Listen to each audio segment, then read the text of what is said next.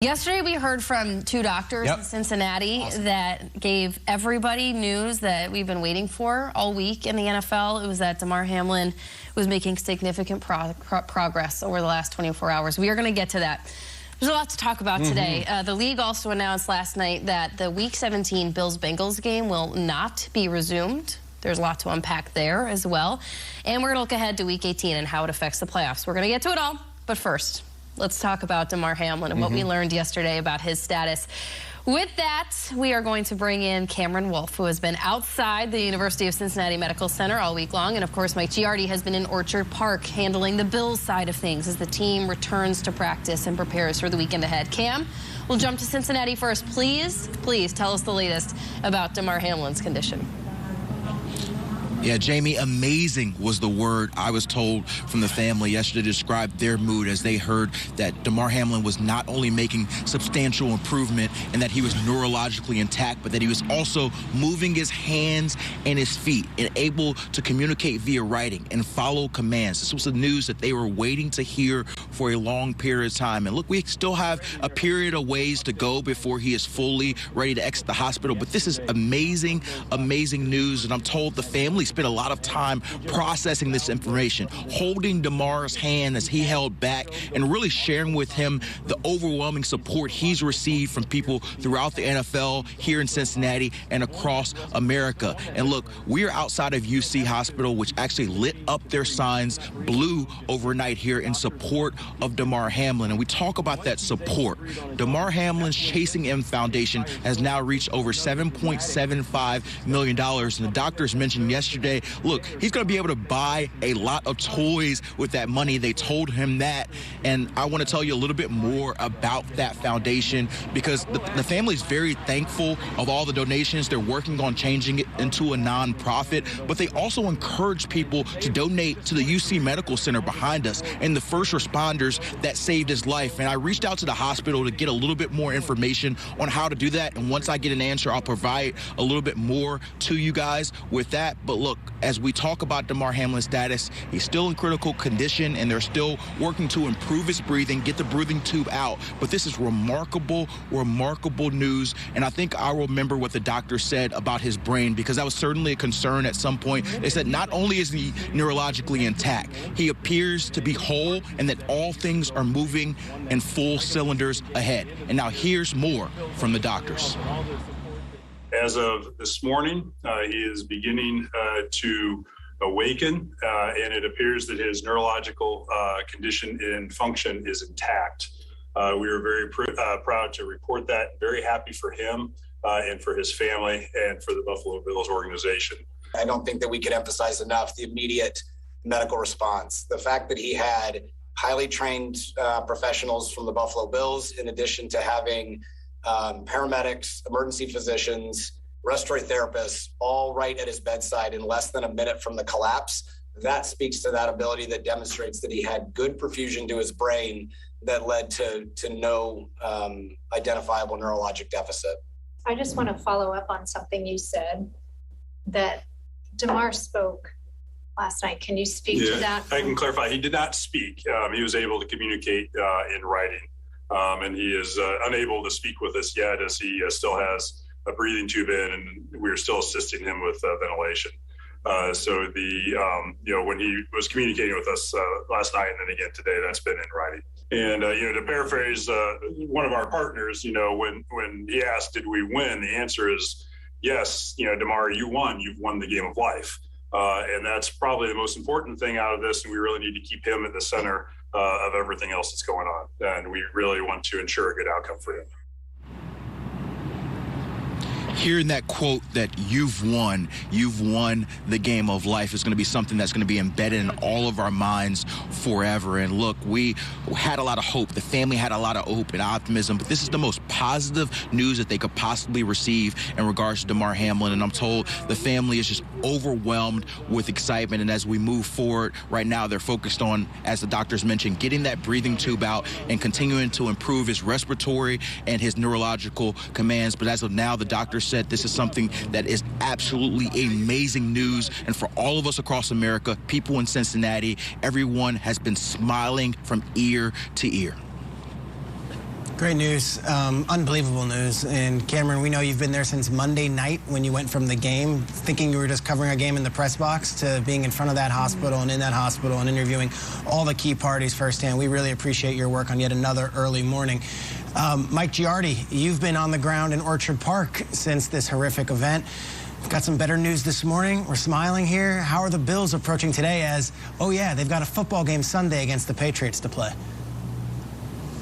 Well, the players and Sean McDermott, who spoke yesterday, all talked about the news giving them such a great jolt of energy and allowing them to return to just a little bit of normalcy. And again, they're still thinking about Damar. Josh Allen referenced yesterday when he was talking, we understand Damar still has a long way to go, that there's a fight ahead for him.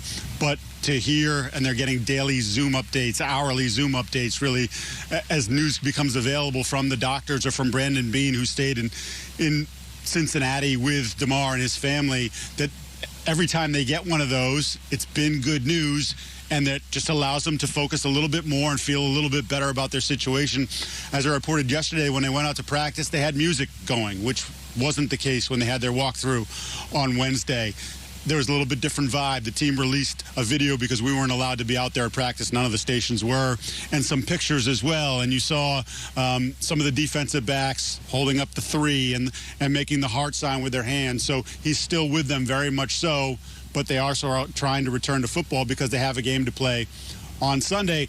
And I think the one thing I was struck by yesterday, guys, and Jamie, thank you. Good Lord, it's early.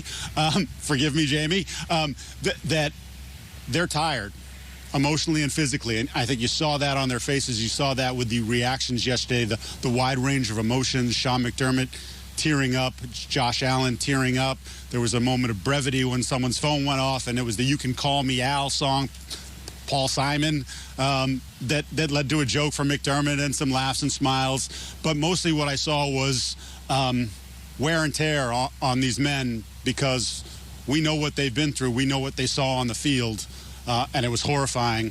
And to try to rebuild and refill the tank quickly now, as we heard Friday, and there's a game at 1 o'clock on Sunday, I think it's challenging. And Mitch Moore said, it's a blessing to be able to play on Sunday, but as for how it will go, ask me on Monday, because I don't really think they know how they're going to react and how they're going to feel and how much they're going to have playing in terms of energy and preparation.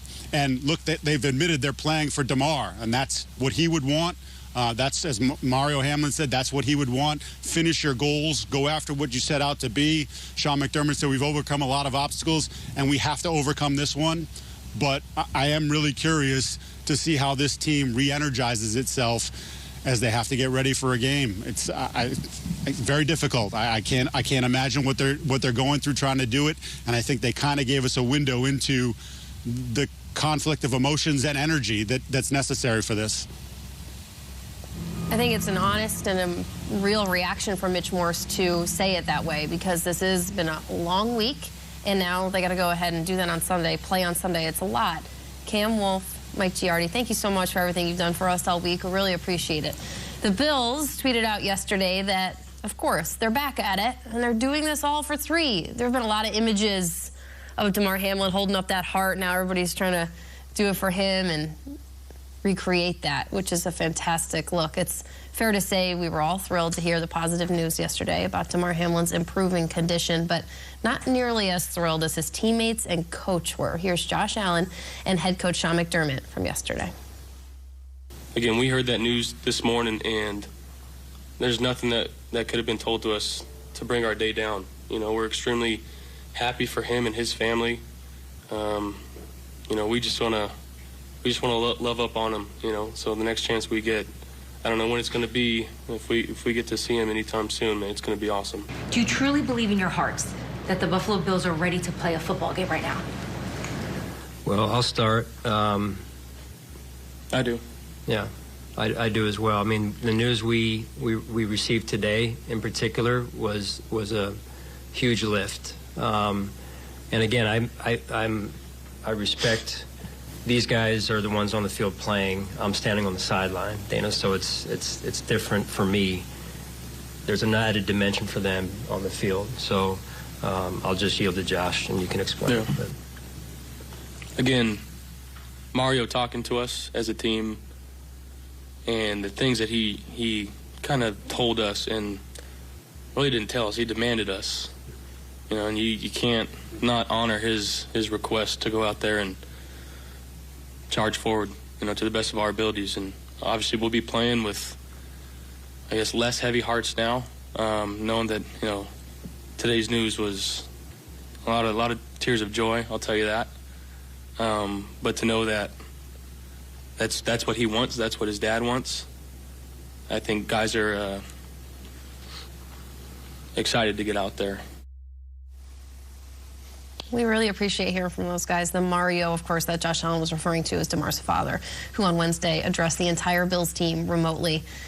Guys, this has been a big week for a lot of people within the NFL, outside of the NFL, people that talk about it all the time. What went through your head when you heard this news, when you listened to Josh Allen and Sean McDermott yesterday? How's your day? For me, especially looking at that last clip of Josh and Coach McDermott and the smile that kind of was creeping on Josh's face when he said love up on him, and the importance of that, and his teammate, them knowing that, all right, he's progressing, he's getting better, and just the overall mood of the team, hearing that they were at practice, there was music playing, seeing guys smiling, like to be able to smile now on a Thursday afternoon after that went down on Monday, the roller coaster of emotions, but them to be back out there doing something that is normal, that is familiar to them with one another, being able to smile and celebrate that, for me, that brought great joy, because I remember that feeling of being out there on the field and the freedom that comes along with it, the release, and to see that for those guys and to hear Josh talking about it. And then when they asked, are you guys going to be ready? I do think we're going to be ready.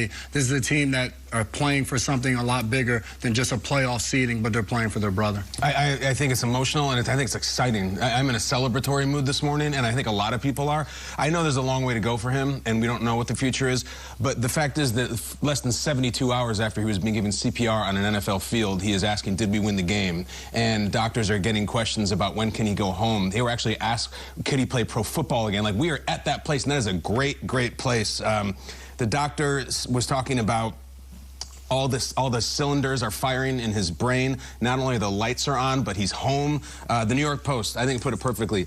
Hope surges. That's how I feel this morning. And I love seeing Coach and Josh Allen sitting there saying that they're ready to play a football game, and you can see the weight fall off them. They look exhausted, but at the same time, they look exhilarated, and I feel the same way. I am so happy this morning that we got the positive news. I cannot wait for more. I feel great today, and I hope I feel better even tomorrow. On a Friday morning or a Monday morning, oftentimes I like to come on this show and highlight an unsung coach or an unsung player. I feel like we just won the biggest game of the season getting this news yesterday. I want to shout out Nate Bresky, who's the head athletic trainer for the Buffalo Bills, whose team rose to the occasion in a way that we'll never see matched again. When the moment came for them to have their best day, they all reacted.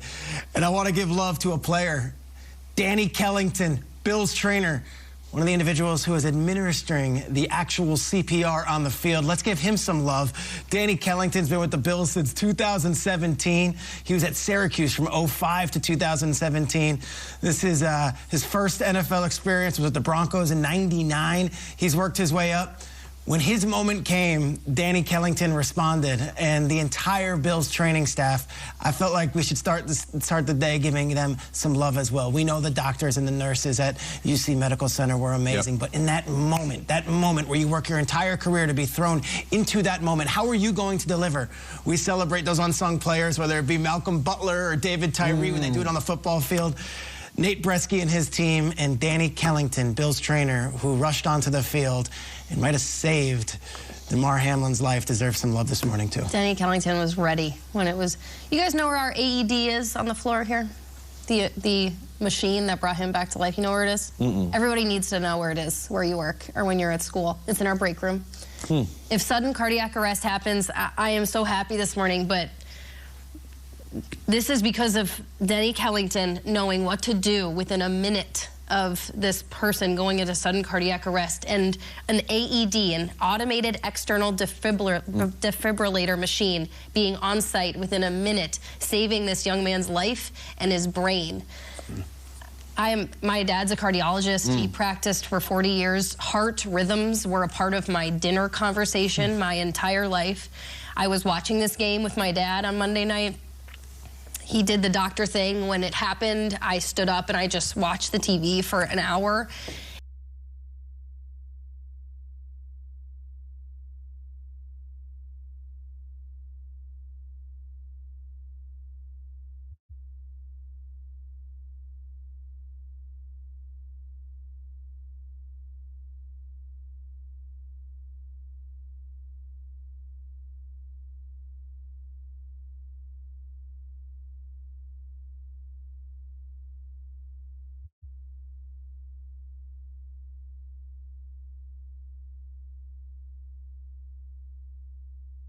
Sudden cardiac arrest in a public place. Do not receive CPR from someone nearby fast enough.